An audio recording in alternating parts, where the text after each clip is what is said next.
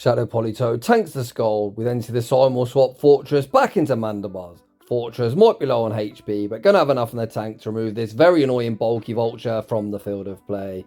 We fire off 2 Volt Switches and the Rock Tomb, maintaining disciplined fast move timing. Rock Tomb picks up the knockout. Forretress so deep in the red, back out comes Tentacle, looking for that poison jab farm down. Forretress holds strong, says no, reach the Earthquake, and that's going to be all she wrote.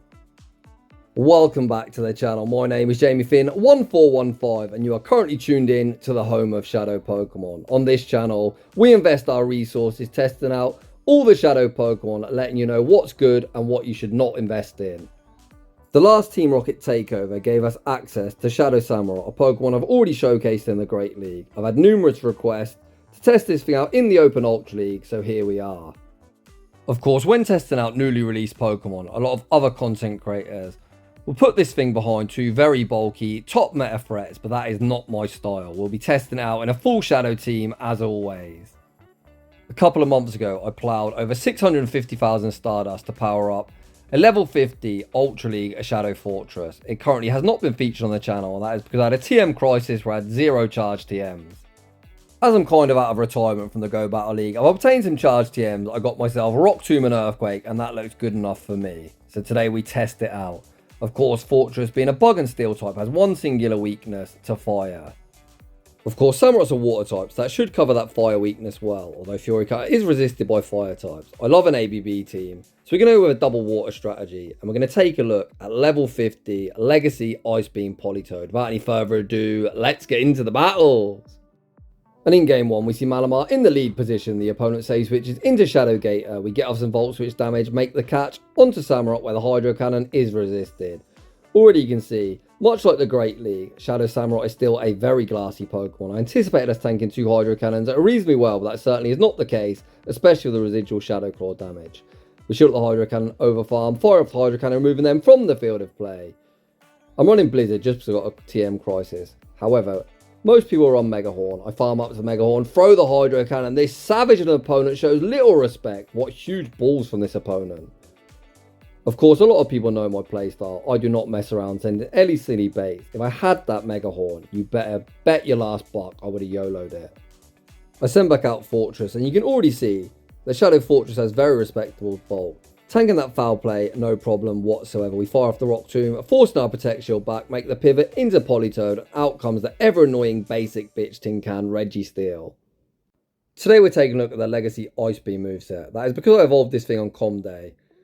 I really wish I had Earthquake in this matchup, as it would hit for super effective. However, Scald does have a chance of a debuff, so I'm going to shield up the first Zap Cannon, fish for that attack drop, hoping we get it, meaning the Zap Cannon will be more easily survivable. You can see I'm looking to switch up, unfortunately switch timer simply isn't up. Politoad tanks the Zap Cannon, we're then going to bank the Scald for the road, make the pivot back into Forretress, no one wins CMP later. Back out comes Malamar. We've already seen Forretress is respectively bulky. The opponent fire off the foul play isn't lethal. We're able to Volt Switch farm down, leaving with the Earthquake. And in this battle of steel types, Forretress will be emerging victorious. GG's and thanks for playing. Heading into the next battle, this time we see Gator in the lead position. The opponent instantly pivots out into Registeel, and I am somewhat core broken. Registeel's usage has definitely dropped recently. Talonflame, very common, as well as other fire types. And a lot of people, myself included, have been spamming out double fighter propaganda. I shield up the first move, fire off the Earthquake. Earthquake doesn't get the same type attack bonus, but still does a very solid amount of chip damage. I'm then going to fire off the Rock Tomb. This is an intentional Rock Tomb. It comes with a 100% chance to debuff their attack.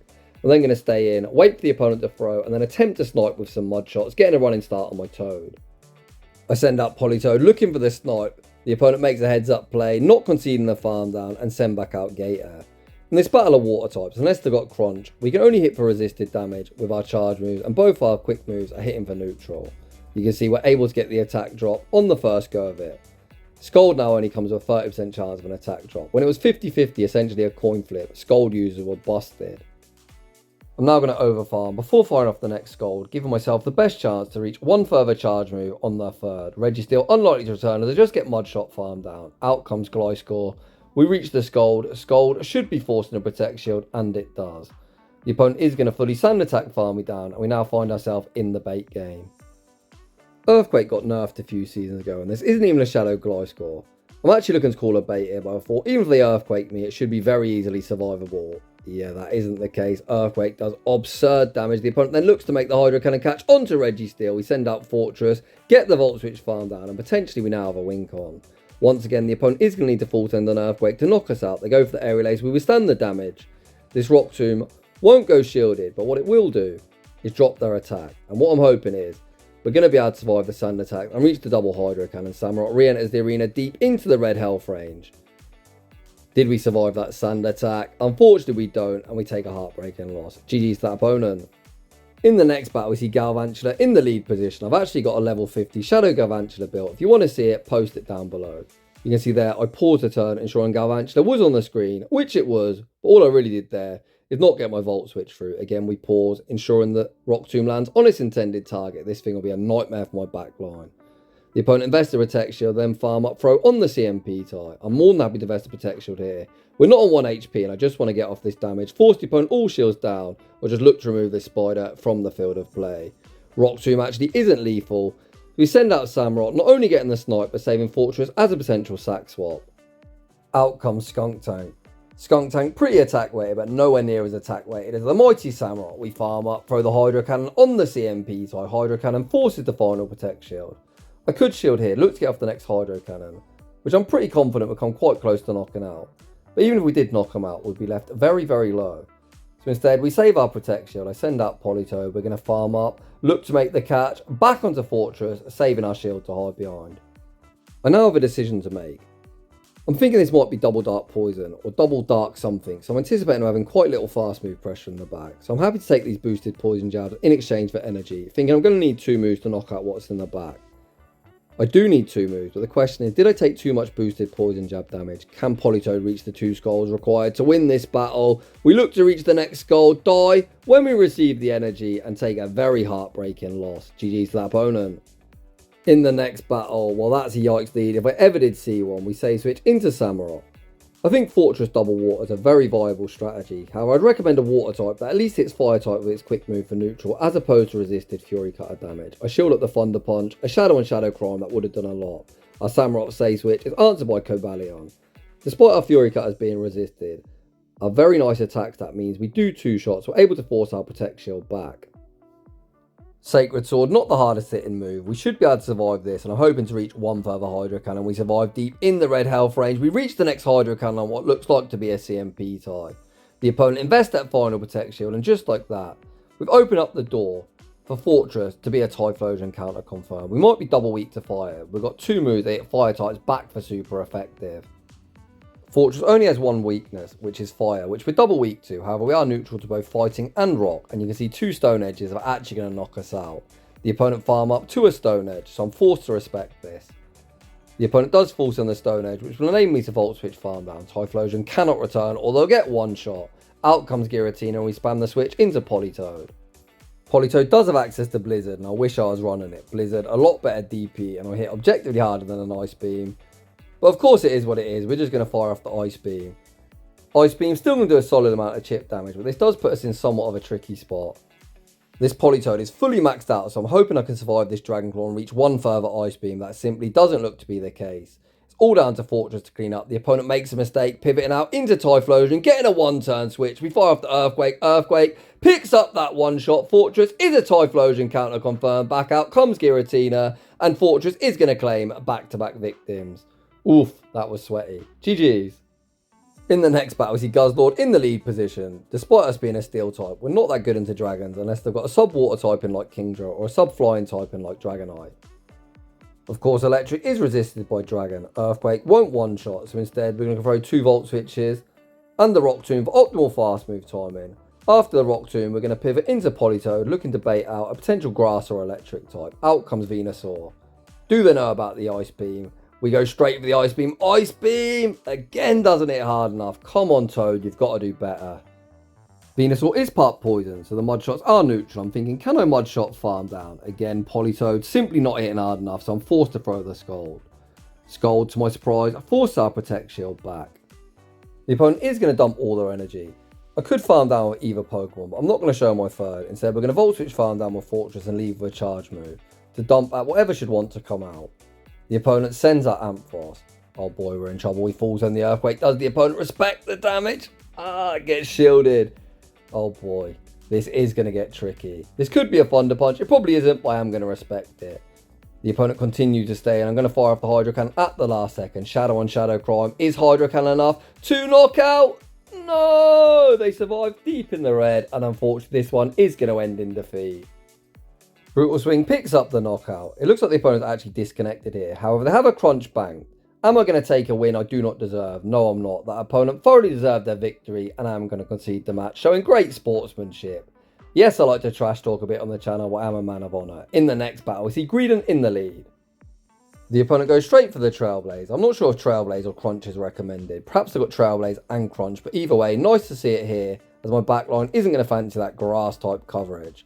Forretress fired off the Rock Tomb, debuffing their attack, and then able to reach the Earthquake and what looks like to be a CMP type. Once again, Forretress doesn't quite hit hard enough. We can tank whatever they throw. Opponent fires off a Body Slam. They can throw one more, as these are pretty much healing me. Of course, today's team is an ABB team, so I'm going to look to pivot at some stage. You can see I'm not tapping here whatsoever. Out comes Mandibuzz. As I wasn't tapping, I throw the correct 2 Volt Switches and the Rock Tomb, but it ends up being alignment. However, that's neither here nor there. We still make the catch onto Politoad, saving Forretress for the endgame. Aerial Ace after the debuff does absolutely nothing, and out comes Tentacruel. Neither are water types particularly good into Tentacruel, but this is where we want to see it, as our mud shots hit for super effective, whereas the Fury Cutters would be resisted. The opponent shields the Scald. I am going to shield this in case of the Sludge Wave and look to get off some sort of damage on this thing, potentially putting into Hydro Cannon range for later. This time I don't even build up to the Earthquake, hoping the opponent lets it go, but actually opt to double shield. If I survive this Scald, I'm going to pivot back out into Forretress and look to get off some Volt Switch damage. We pivot into Forretress. The opponent has the same idea and send Mandibuzz back into the field of play. Forretress might be deep in the red, but going to have enough on the tank to remove this annoying bulky Vulture from the field of play. We shield at the Aerial Ace, throw the correct 2 Volt Switches, and the Rock Tomb for optimal fast move timing. Rock Tomb picks up the knockout. Forretress is so deep in the red. The opponent looks for that resisted Poison Jab farm down. Forretress says no, reaches the Earthquake, and that's going to be all she wrote. Forretress putting in work. Heading into the next battle, we see the Kentucky Fried Chicken Bird of Death. We save switch into Samurott. I think Forretress, double water, is a very viable strategy. Just run a bloody water type that at least hits for neutral against fire types. As you can see, our Fury Cutters are doing absolutely nothing. The opponent is going to need to Brave Bird to knock me out. They fire off the Fly, then attempt to snipe with Guzzlord. We do reach the departing Hydro Cannon, which won't do much, but all chip damage is welcome. If we can somehow knock this thing out with an Earthquake, leave a residual energy, we might be able to threaten that returning Talonflame. We've already seen Earthquake doesn't quite hit hard enough. I'm going to throw the correct 2 Volt Switches and the Earthquake. Is Earthquake enough to do half the health? I really hope the answer to yes. The opponent survives very deep in the red. There's no point in shielding this. I'm just going to put it all on Toad, hoping to 1v3. Out comes G-Weezy. G-Weezy users love to bait. The opponent farm up to a play rough. I'm going to call the bait. The opponent Brutal Swing baits. We don't shield baits in this household, although logically I should shield this next move and fish for the debuff. I don't want to shield a Brutal Swing as it's a pretty trash move without the same type of attack bonus, but I've already rapidly run out of HP. We fire up the Scald, getting the attack drop, which means I'm a potato, because I'm going to be forced to shield this next move, so logically I should have shielded the one that does more damage. If the opponent stays in, I'm hoping to mud shot farm down. The opponent makes a heads up play, sending out Talonflame. We fire off the Scald, forces the opponent's final Protect Shield. Of course, I am going to burn the final Protect Shield here, as this will be lethal. An argument could be made I should throw one Mud Shot and the Scald, but I didn't know how much it did. If I only threw one, I wouldn't take the Incinerate damage. Scald actually picks up the one shot, get that Talonflame off my screen. But unfortunately, we simul KO with Guzzlord. G-Weezy is alive, and we're going to take a heartbreaking loss in the next battle. Where the hell are these fire type leads coming from? Are you kidding me? Out comes Cobalion. Despite our Fury Cutters being resisted, at least Hydro Cannon does 2-shot. So despite being stuck on garbage Fury Cutter, this is a matchup where I should be able to obtain myself a shield advantage. When you see a rough lead, you kind of need some sort of advantage in the mid game. So we get a shield advantage, we've at least done something. We do exactly that, force that shield advantage, and the opponent even opts to dump energy. That's kind of the best I can hope for. I think out of the 3 featured Pokemon today, Forretress is without a doubt the MVP. It's got 2 moves that hit its one singular weakness back for super effective, which is very, very nice, especially when you're able to force some shields down. We're going to tank this move once again. I'm going to bank all this energy and look to snipe with Politoad getting a running start. The opponent very unlikely to send Skeledirge back into the arena, so let's see what that third is. Out comes Gator. Politoad looks in a good position here, to be honest, especially if we can get an attack drop. I'm actually going to shield this first move. Hydro Cannon would be resisted, but I want to keep some health and once again go fishing for that attack drop. Of course, we're always going to save one Protect Shield for the move coming from Skeledirge, but I've got two and I might as well use at least one. The next Scold goes unshielded, getting the opponent deep into the red. We can tank this move, and unless the opponent pivots, they're just getting farmed down. The opponent does make that pivot back into Skeledirge. I'm going to burn the final Protect Shield here, and the opponent can pick their poison. Do you want to get Earthquake to the face, or do you want to take a nice drink of the Scold? Let's see what the opponent wants to do. We fire off the Scold. Scold goes unshielded. As we fired off a charge move, we're able to get a 0 turn swap. We Volt Switch farm down Skeledirge, Volt Switch farm down Gator, and take that game. Heading into the next battle, we see Forretress in the lead, a very spicy Pokemon. This thing's ranked quite high on PvPoke. It's inside the top 100, but I think other fairy types are objectively better. The opponent fire off the Moonblast, which does a solid chunk of chip damage. I'm going to farm up all the way to 100 energy before firing off the Rock Tomb. I'm anticipating the opponent switching out after this, but to my surprise, they're happy to throw yet another charge move despite being debuffed. Although, to be honest, even that debuff Moonblast does quite a lot of damage. We make the pivot into Samurott, baiting out Gator. Of course, if I had Mega Horn, I'd probably YOLO it. I didn't even build up to the Mega Horn there, which I probably should have done, but I don't think Gator would have shielded regardless. In this matchup, you can kind of see the difference between PvPoke's top-ranked Water type and Samurott. In neutral matchups, a Shadow Claw, which is arguably the best quick move in the game, just chunks for your health, whereas Fury Cutter simply isn't it. I could shield and farm down here, but I'm actually going to look to Mudshot farm down, getting a running start instead. The opponent not wanting to get farmed down, pivot back out into Floorja, pivot back into Forretress, look to fire off the Rock Tomb, but unfortunately lose CMP.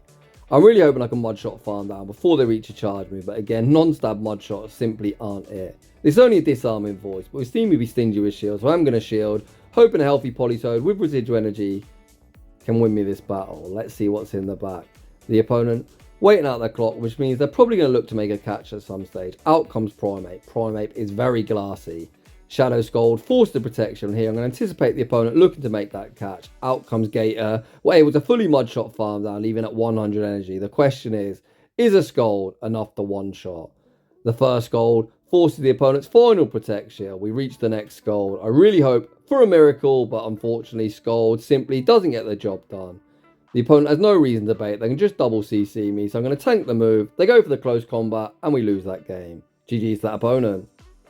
In the next battle, we see PvPoke's #1 ranked pick, Corviknight. The opponent tries to catch a Rock Tomb onto Skuntank. Unsuccessfully, we full send the Earthquake. Earthquake! Go shielded. We then make the pivot into Politoad. Trailblaze would be survivable, but would put us in a position where the opponent could shield and flip that opening matchup. So I'm happy to vest the protection. The opponent actually go for the crunch. I'm not complaining, meaning they haven't boosted up their poison jab damage. The opponent desperately looking to realign their Pokemon. But Jamie Finn is actually going to fight for alignment in a rare scenario, not wanting to lose that super positive alignment we had. We're going to overfarm before firing off the Scold. Shadow and Shadow Crime. Scold easily going to pick up the knockout. Back out comes Corviknight. I'm going to fire off the Scold and make the pivot back into Forretress. I don't really want to concede a farm down. Scold gets them in a range. I'm just going to fully Volt Switch farm them all the way down. The opponent going to fire off a neutral Sky Attack, but Sky Attack simply doesn't cut it. We're easily going to tank this next move as well, and the opponent is going to get fully Volt Switch farm down if they do not pivot. It looks like the opponent actually gives up at this point. Spoiler alert, can you guess what's in the back? Jamie Finn, a big fan of this strategy, is double Dark Poison. Drapion enters the field of play. We fire off the Earthquake. Earthquake doesn't one-shot as they're not a Shadow. We're going to Volt Switch farm them down. Actually, no, I'm not. We're going to show them Samurott because why not? Fury Cutter farm down and take that game. And that is just about going to wrap things up for today's video. We had 3 Pokemon that I've never used before in the Go Battle League. So my honest review, I think Forretress is probably the only Pokemon I recommend building. That last team, as well as some other teams, it was able to core break. I think it's a bit slow to charge moves, but its coverage is very nice in the current meta.